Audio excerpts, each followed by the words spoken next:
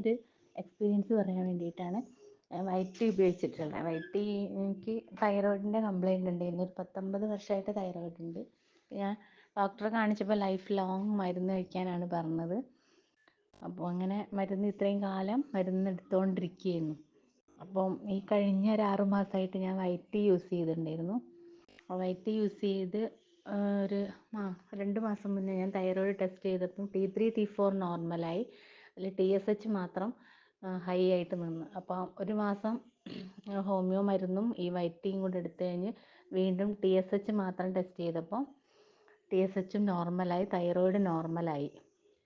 അങ്ങനെ ഡോക്ടർ പറഞ്ഞു ഇനി തൈറോക്സിൻ ഇതിൻ്റെ ഹോർമോൺ ടാബ് എടുക്കണ്ട, എന്തെങ്കിലും ബുദ്ധിമുട്ട് തോന്നുകയാണെങ്കിൽ മാത്രം എടുത്താൽ മതി. ഇപ്പം ഒരാഴ്ചയായിട്ട് ഞാൻ ആ ടാബ്ലറ്റ് നിർത്തിയിട്ട് ഇപ്പം എനിക്കൊരു കുഴപ്പമില്ല, തൈറോയിഡിൻ്റെ ഒരു ബുദ്ധിമുട്ടും ഇല്ല. പിന്നെ എൻ്റെ അമ്മയ്ക്കും അതെ തൈറോയിഡ് ഉണ്ടായിരുന്നു. അമ്മയ്ക്ക് ഓപ്പറേഷൻ പറഞ്ഞ ആളായിരുന്നു, ഓപ്പറേഷനൊന്നും ചെയ്യേണ്ടി വന്നില്ല. അമ്മയ്ക്കും ഇപ്പോൾ തൈറോയിഡ് നോർമലാണ്. അമ്മയും ഒരു 6 മാസമായിട്ട് ഈ വൈറ്റ് ടീ കുടിക്കുന്നുണ്ട്.